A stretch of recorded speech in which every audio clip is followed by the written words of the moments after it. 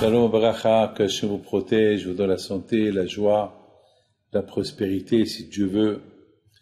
Ce soir, c'est la Hilula de Rabbi Haïm Pinto Alav Shalom de Casablanca. Et bien sûr, après le cours, vous allez allumer des veilleuses. Et je voudrais parler un peu sur lui ce soir.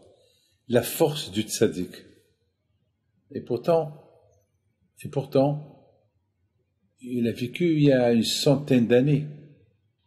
On peut même pas imaginer, à notre époque, des tzaddikim comme ça, qui voient tout clair devant eux.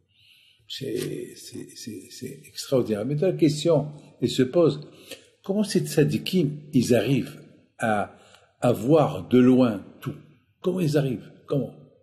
Je voudrais bien savoir comment ils arrivent. À tel point que nous, lorsqu'on prie par leur mérite, alors Akadosh Baruch Hu il nous écoute. Il faut savoir une chose.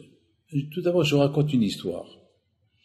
Une histoire il y avait un grand tzaddik, Rabbi Hanania ben Teradion, que à son époque, les Romains, ils ont interdit d'étudier la Torah. Ils l'ont trouvé en train d'étudier la Torah à ses élèves. Il avait un Sefer Torah avec lui, le parchemin de la Torah. Ils l'ont pris, ils l'ont entouré avec le parchemin de la Torah et ils ont commencé à le brûler devant ses élèves. Devant ses élèves. À un moment donné, et lui ne crie pas. On le brûle à petit feu et il ne crie pas. Alors, ses élèves lui ont dit, Rabbeinu Adkan, notre maître, jusqu'à là, tu es arrivé que tu sens même pas le feu qui te brûle. Il leur a dit, alors qu'est-ce que vous voulez? Ils ont dit, alors si tu ne sens rien du tout, alors tu dois voir des choses. Qu'est-ce que tu vois? Il leur a dit, ce que je vois, je vois le feu qui brûle le Sefer Torah, le parchemin, et je vois les lettres de la Torah qui s'envolent.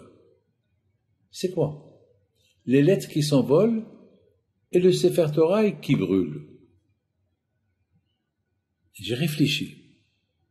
J'ai beaucoup réfléchi à cette vision. Il dit, je vois les lettres de la Torah. Vous avez vu, vous, les lettres qui s'envolent? Non. Beaucoup des fois, lorsque vous brûlez le Hametz et vous faites la bracha, vous voyez les lettres s'envoler. Lorsque vous étudiez la Torah, vous voyez les lettres s'envoler. Non. Les lettres, ils sont dans le livre, ils restent dans le livre. C'est quoi des lettres qui s'envolent?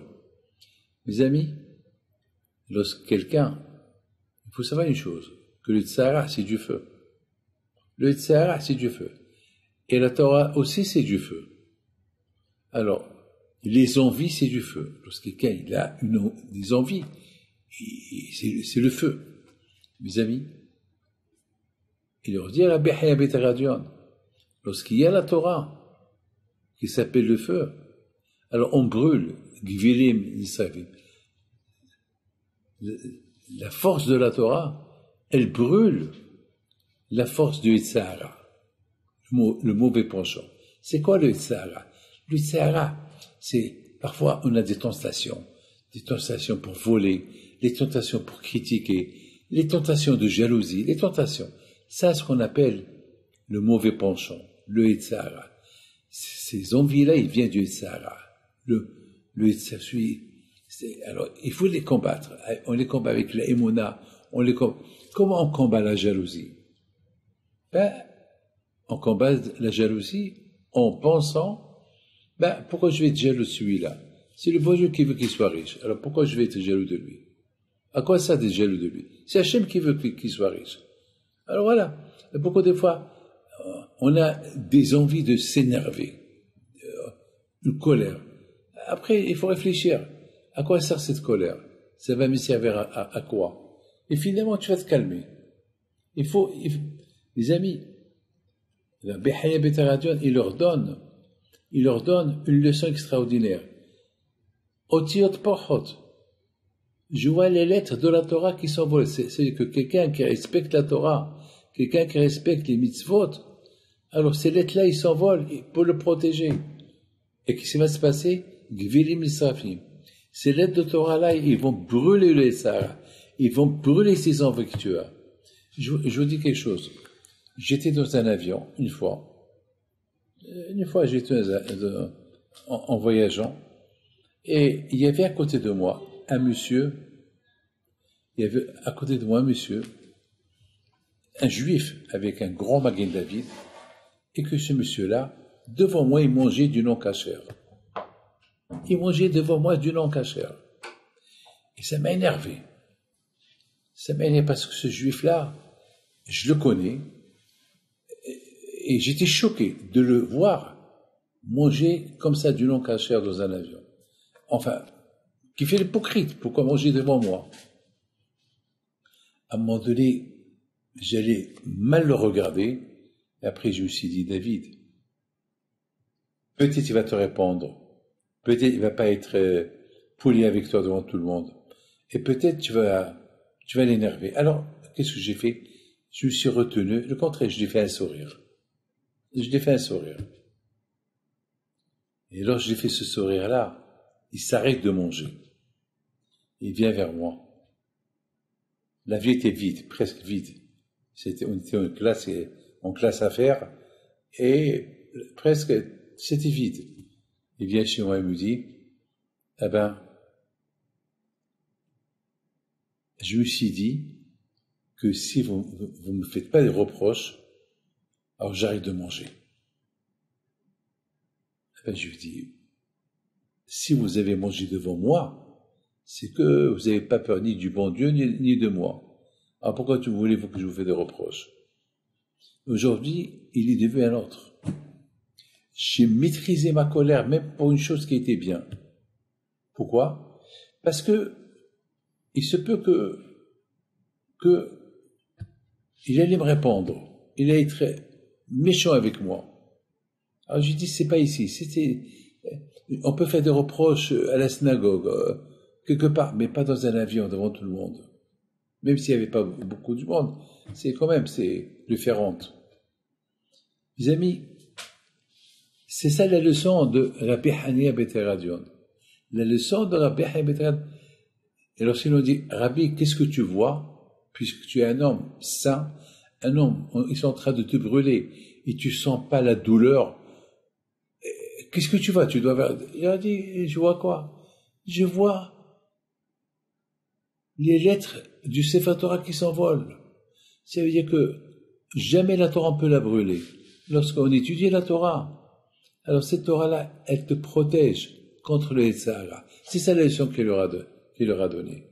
Si j'accepte cette douleur, si j'accepte cette souffrance que les Romains sont en train de me faire, ils sont en train de me brûler, c'est que il n'y a que Hakadosh Baruch Hu. C'est parce que la Torah que j'ai étudiée dans ma vie, elle m'a protégé. Parce que Dieu préserve. Lorsque quelqu'un souffre, s'il n'accepte pas les souffrances avec joie, il risque de se révolter contre le bon Dieu. Comme la semaine dernière, au Canada, il y a un homme et une femme, que leur fils il est marié, ils sont venus chez moi, et ils m'ont dit, mais pourquoi notre fils il est malade, et nous on fait la tzedaka, et nous on fait ça, et nous on fait ça, et pourquoi le bon Dieu nous a fait ça, et pourquoi. Je les ai laissés parler. À un moment donné, j'aurais dit, Madame, vous êtes en train de crier. Moi, je suis rien comme vous. Moi, je suis rien qu'un être humain comme vous. Qu'est-ce que vous êtes en train de crier? Vous croyez que moi, je vais transmettre vos paroles, vos colères au bon Dieu? Pourquoi vous êtes en train de crier? Vous allez gagner quoi? En parlant de cette manière, vous allez gagner quoi? Vous croyez que vous allez gagner que votre fils, il va guérir? Le contraire, priez à Hachem. Peut-être c'est une épreuve. Le bon Dieu est en train de vous mettre à l'épreuve. Ils se sont tués. Ils ont compris la leçon. Mes amis, c'est ça la leçon. Les lettres qui s'envolent. Lorsqu'on fait Shabbat, les mitzvot qu'on fait Shabbat, ils s'envolent pour protéger celui qui respecte Shabbat. Et Ne croyez pas que le Sahara, il va rester fidèle. De plus qu'on veut suivre Torah et Mitzvot, et de plus le Sahara est très fort. Est très fort. Mais il faut savoir surmonter les épreuves. Regardez, dans la paracha de cette semaine, on lit la Hakeda de Yitzhak, le sacrifice de Yitzhak Avinu. Vous vous rendez compte, avec tout ce que Abraham Avinu, il a fait pour le bon Dieu, et maintenant le bon Dieu, il le met dans une épreuve, et lui dit, prends ton fils et sacrifie-le. Vous vous rendez compte, mes amis, vous vous rendez compte, c'est de la folie. Abraham Avinu, il a attendu 100 ans pour avoir un enfant, et lorsque le bon Dieu finalement lui a donné un enfant, lorsque cet enfant il avait 34 ans, Hachem il dit à Abraham Avinu, prends ton fils et sacrifie-le pour moi. Abraham Avinu il aurait pu dire à Hachem, Hachem, tu te moques de moi, tu m'as promis un enfant, et maintenant que tu me l'as donné, tu me dis que je l'égorge, je le sacrifie. Abraham Avinu il n'a rien dit. Il a accepté. Il n'a rien dit. Il n'a même pas dit pourquoi. Il était heureux et content. Pourquoi? Parce que mes amis, lorsque on passe une épreuve et on ne fait pas de remontrance au bon Dieu et on ne s'énerve pas et on ne dit pas des mauvaises phrases qui vont être blessantes. Pourquoi Dieu me fait ça? Eh bien, à travers l'épreuve que vous êtes en train de passer, par amour à Hachem, alors il y a des lettres de feu qui vont se former. Et ces lettres-là, elles restent éternelles. Tout le problème, c'est que parfois l'épreuve, elle peut durer. Et à un moment donné, on risque de ne pas surmonter l'épreuve. Parce qu'elle peut durer. Beaucoup des fois, il y a des épreuves longues. Ils durent, c'est pas une épreuve d'1 minute, de 2 minutes, 3 minutes. Elle risque de durer longtemps. Alors, lorsque on la surmonte, alors, Akadosh Baruch Hu, il va faire que ces lettres-là, ces lettres de Torah, qui se sont formées à travers cette résistance de l'épreuve, eh bien, ils vont brûler les Sahara, ils vont te protéger. Mes amis, Rabbi Haïm Pito Alav Shalom,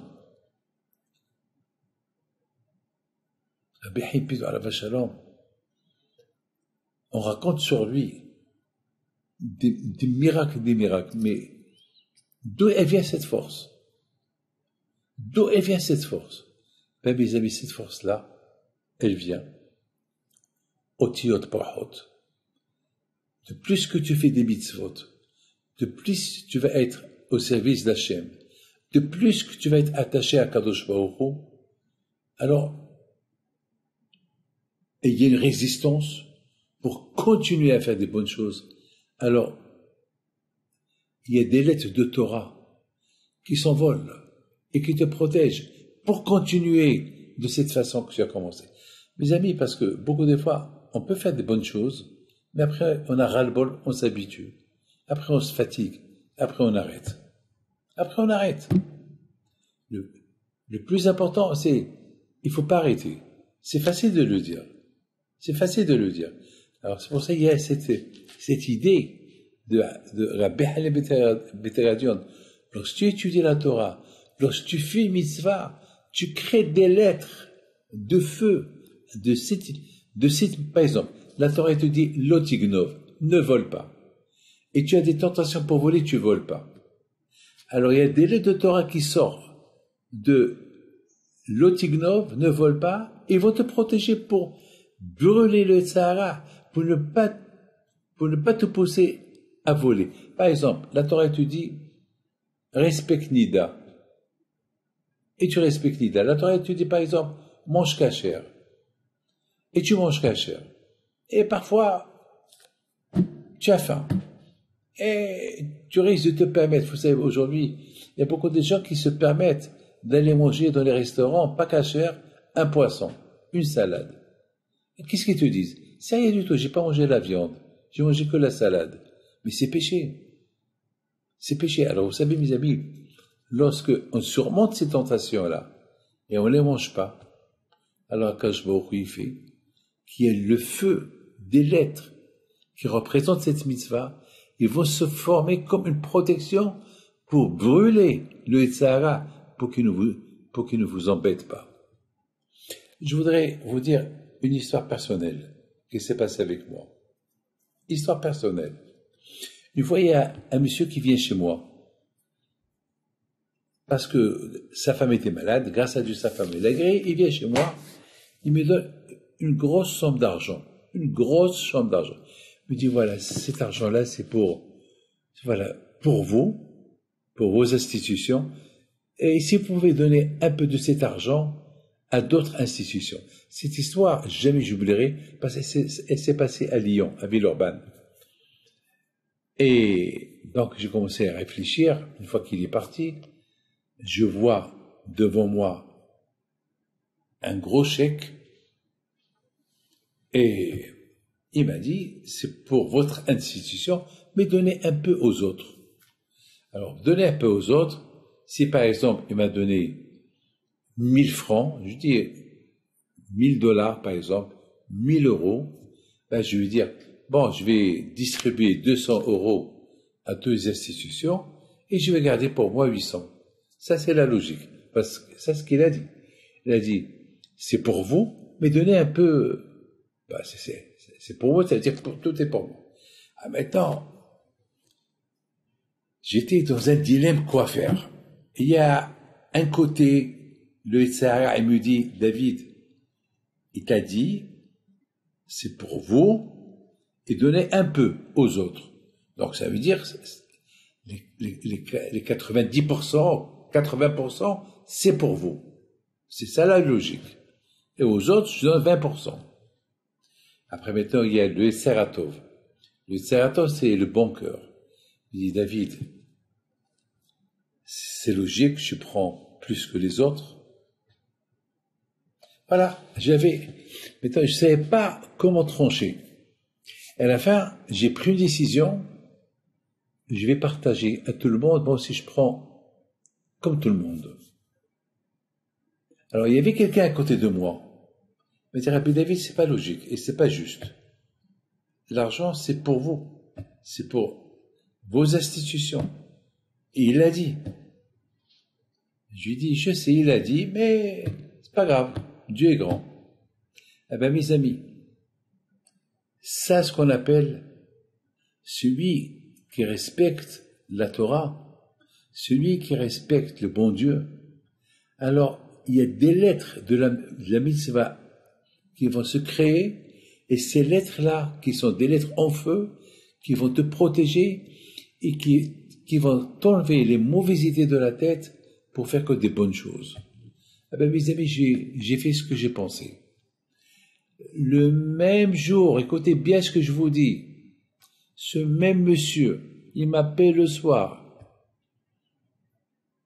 Je réponds au téléphone, il me dit, Rav Pinto, si cela ne vous dérange pas, demain, je suis encore à Lyon pour ce soir parce que j'ai été visiter l'école juive et j'ai été visiter quelques trucs. Bon, demain, je vais revenir chez vous. Je lui dis, pourquoi? Tout va bien? Oui, tout va bien. Le lendemain, il retourne chez moi. Il me donne le même chèque. Qu'est-ce qu'il me dit? Il me dit, ça, c'est pour vous. Je lui dis, quoi? Tout ça? Il me dit, c'est pour vous. Je lui dis, hier, tu m'as donné. Il m'a dit, hier, c'était hier. Aujourd'hui, je lui dis, ah, comment tu as changé? Pourquoi vous avez pensé à ça? Il n'avait pas de réponse. C'est Hachem qui le met dans la tête. Lorsque on fait une bonne chose, on crée des lettres de feu, des lettres solides qui vont te protéger, et non seulement qui vont te protéger, mais ils vont t'apporter la bracha. C'est ça l'idée de Rabbi Haniabé de ça. Rabbi Haniabé Alav Shalom, je raconte une histoire spectaculaire avec lui. Lorsqu'il était à Essaouira, Je parle de Rabbi Himpido qui habite à Casablanca. Il a habité à Casablanca 4 ans, mais toute sa vie c'était à Essaouira. Un jour, regardez comment il voyait de loin. Il voyait de loin. Un jour, il y a une femme qui vient chez lui. Il lui dit, Rabbi Haïm,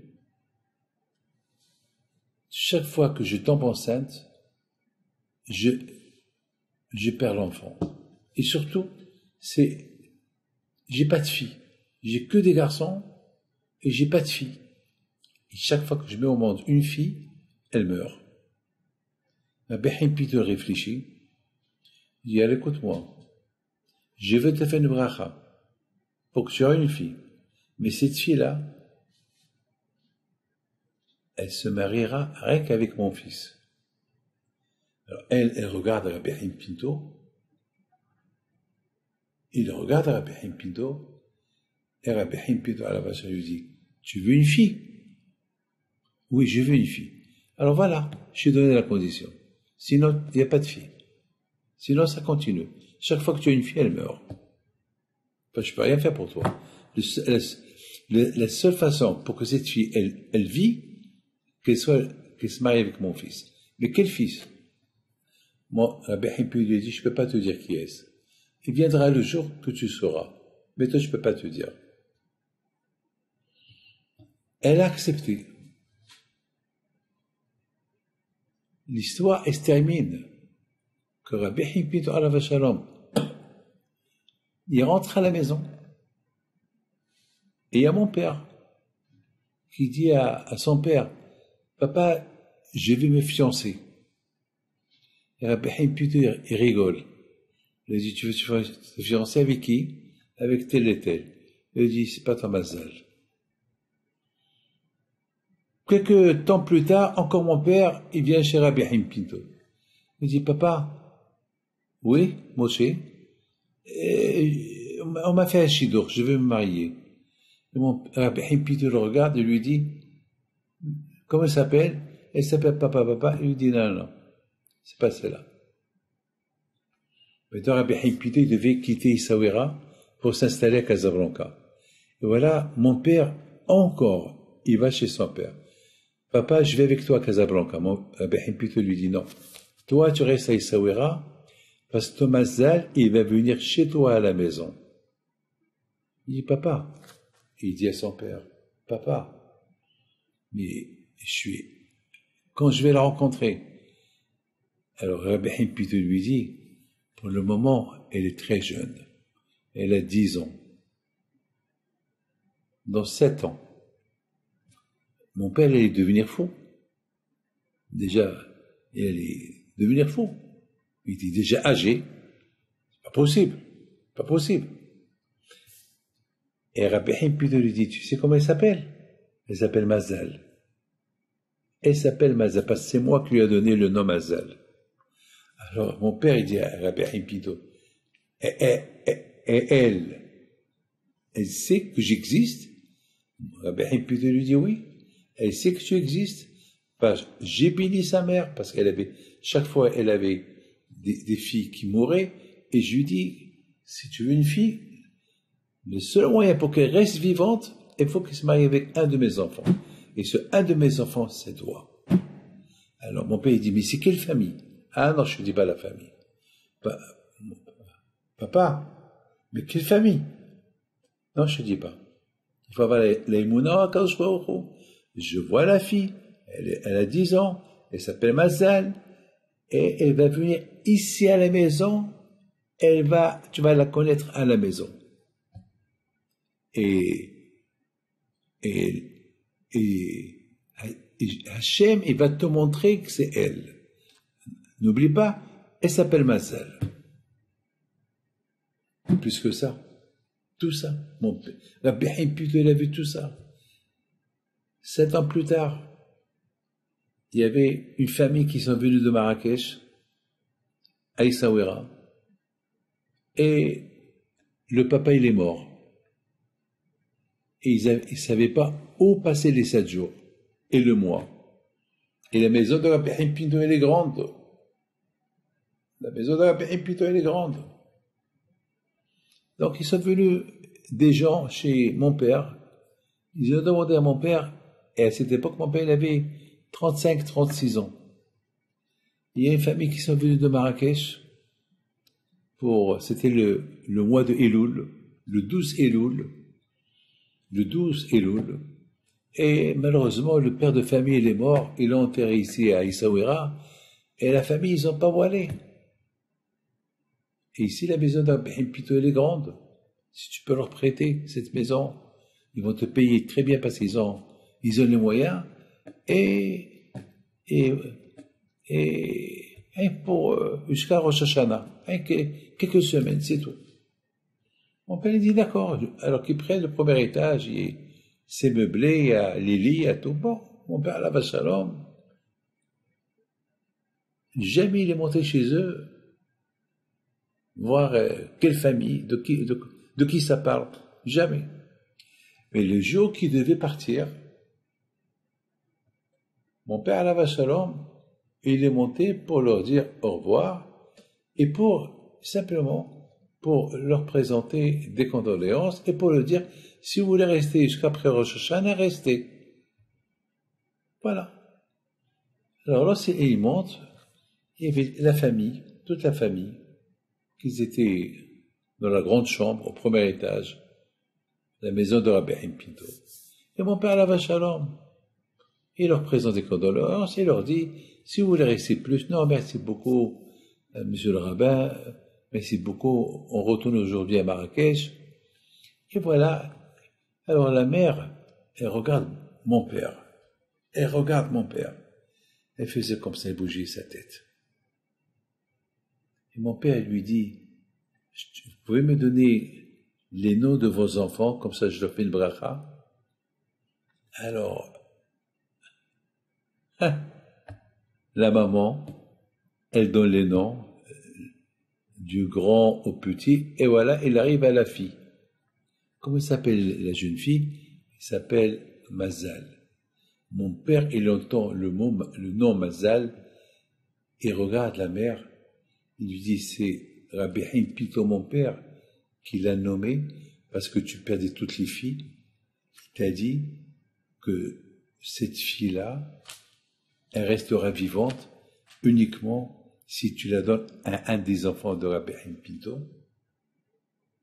Elle dit oui. Alors mon père, il dit comme ça à ma grand-mère. Alors c'est moi. Ils se sont mariés. Quelques temps plus tard. Mes amis, c'est de la folie. Comment Rabbi Pinto, de cette histoire-là, vous voyez la grandeur de Tzadik, que non seulement il voyait, il avait la force d'annuler des décrets, il avait cette force-là, d'annuler des décrets. Il avait cette force. Et de voir tout. Comment il est arrivé à voir tout?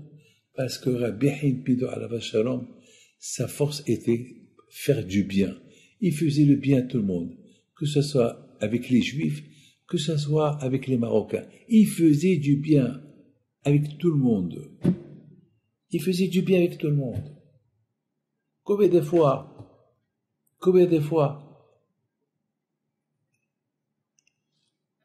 dans sa vie, il a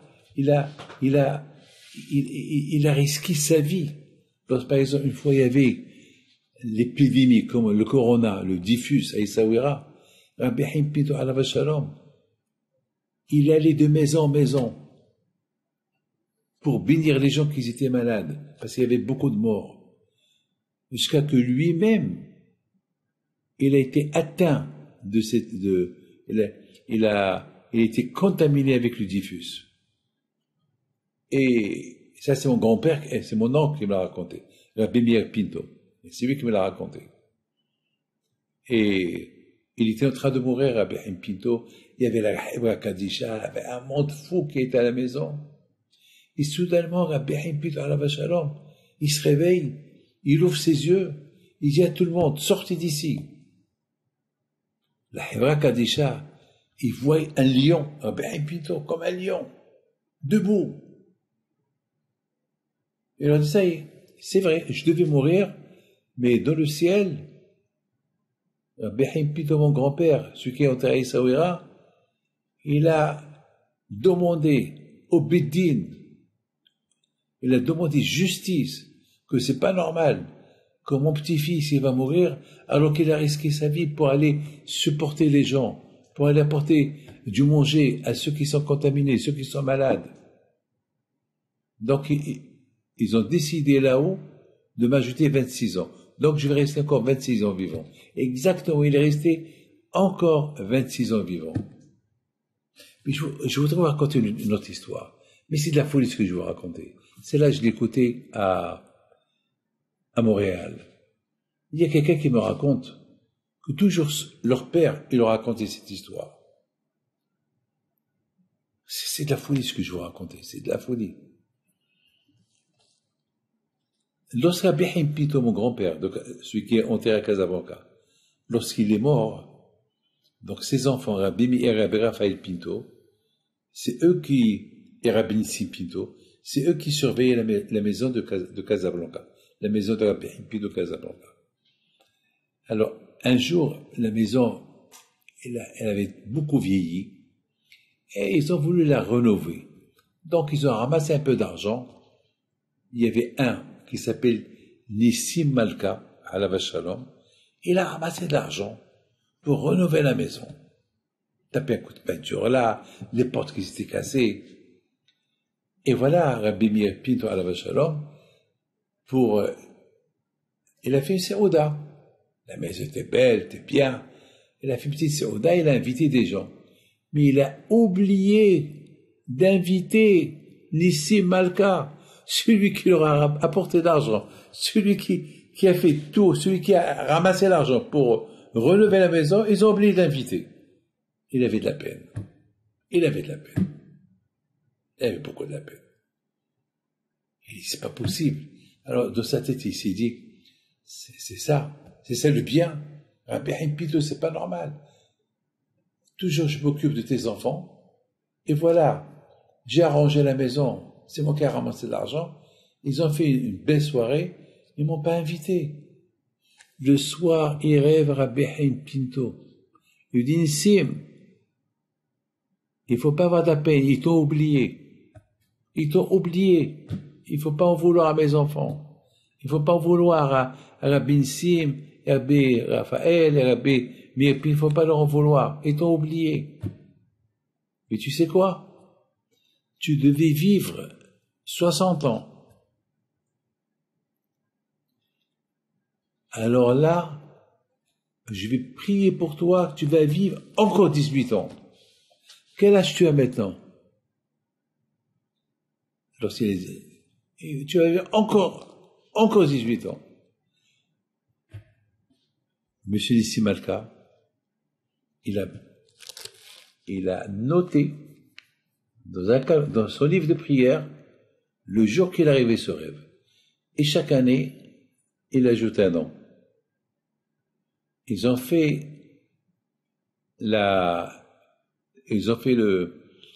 émigré au Canada, et toujours dans son petit livre de prière, il ajoute. Et après 17 ans, il dit à tous ses enfants et à sa femme, il lui reste un an. Pourquoi il te reste un an? Parce que, d'après le calcul du rêve qu'il a rêvé, il y a 17 ans, c'est écrit 18 ans, voilà la date, et il a même dit la date, voilà, telle et telle date, telle et telle date. Il a dit à papa, c'est des bêtises. Eh bien, mes amis, il est mort exactement lorsqu'il a 18 ans que Rabbi Pito lui a dit. C'est la folie, même dans le rêve. Même dans le rêve. Mais on ne parle pas de la réalité. On parle, dans le rêve, la promesse qu'il a promis à Nissim Malka. Et qui va raconter cette histoire? Son petit-fils au Canada la semaine dernière, qui s'appelle lui aussi Nissim. Il est nommé sur son grand-père. C'est le quoi. C'est tzadikim, c'est du feu. C'est tzadikim, c'est ce qu'on appelle otiot porhot. C'est les bonnes actions qu'ils font. Ils s'envolent. C'est ça qui protège le monde. Otiot porhot. Et c'est ça, Rabotai, qui protège du Sahara, qui vilim l'Israfim. De plus qu'on est bien, on crée par le bien des protections divines, des protections qui protègent. Et lorsqu'ils te protègent, pour ne pas, parce que beaucoup de fois ça arrive. Après, on se laisse aller, Mais le rôle de ces lettres qui brûlent, ces lettres-là qui s'envolent, ces lettres qui ont été créées par ta Torah, par les mitzvot que tu as fait, eux, ils brûlent ça. D'ailleurs, c'est écrit, Ve'alach lefanecha tzidkecha. C'est un passage dans la Torah. Et que, devant toi, il ira les biens que tu as fait. C'est quoi? C'est Otiot Porhot. Les lettres qui brûlent. Les lettres qui s'envolent des bonnes choses que tu as fait, c'est eux qui vont devant toi pour te protéger. Ve'alach lefanecha tzidkecha. Yesh le Mohamed qui dit, Shelach lachmecha al pnei hamayim ki bika. Il dit, Shlomo Amelech, jette-le dans la mer, parce qu'un jour tu le trouveras. Mes amis, lorsqu'un homme il fait des mitzvot, c'est ces mitzvot-là qu'il va trouver plus tard. C'est eux qui vont le protéger. Mes amis, aujourd'hui, avec les Hachem, c'est mercredi soir, vous allumez une veilleuse de Rabbi Haim Pinto Alav Shalom, que son mérite soit avec vous, Kénératson. Et sachez une chose, que lorsque Moshe Rabbeinu, il est descendu du ciel, et il a vu les Juifs qui ont fait le veau d'or, vous savez ce qu'il a fait? Il a pris les tables de l'eau et il les a cassées. Il les a cassées. Alors, où ils sont partis les lettres qu'ils étaient dans les tables de la loi? Parce qu'Hachem, il a écrit avec le feu, il a écrit les 10 commandements dans les tables de la loi. Où ils sont partis? Ils se sont envolés. Les paroles d'Hachem jamais ne partent.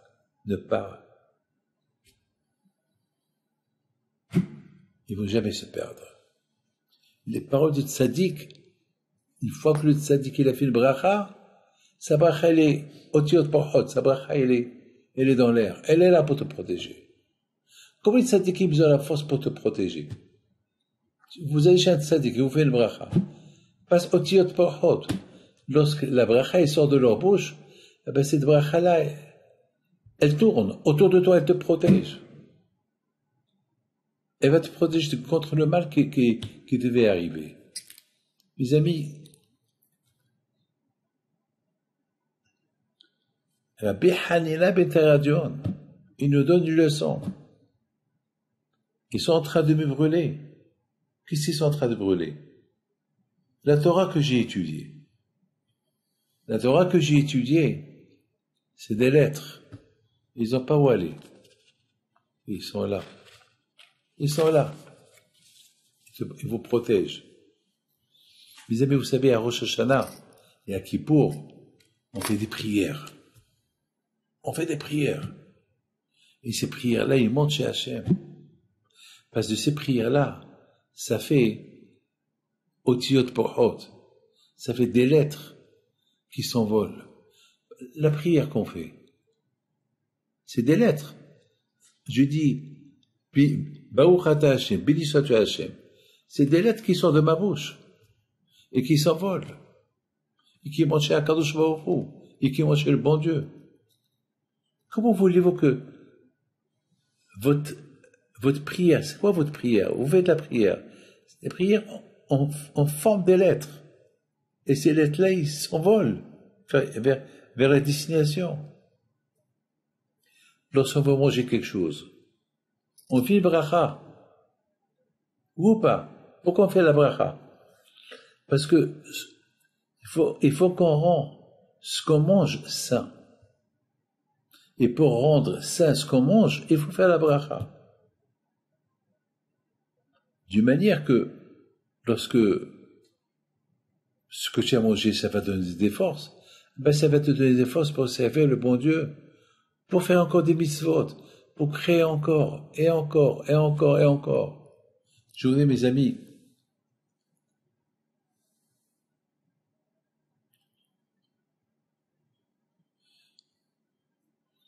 je voudrais vous dire quelque chose de magnifique. Une fois, j'étais au Maroc, et c'était le jour que mon père, il est mort. Maintenant, moi, je ne savais pas qu'il était mort. Alors, à l'époque, au Maroc, il n'y avait pas encore les relations diplomatiques entre le Maroc et Israël. Je raconte cette histoire, et c'est il y a à peu près 45 ans de cette histoire. Et j'étais chez la famille Knafo, il y avait une bar mitzvah, il y avait là-bas un monsieur qui s'appelle Salmon Lasri. Il m'a dit, Rabbi David, qu'est-ce que tu penses que demain on va à Essaouira? Et je vais te faire la grillade et tout. Au départ, je lui dis oui. Après, j'ai dit, Monsieur Lasri, peut-être demain, mon père va mourir.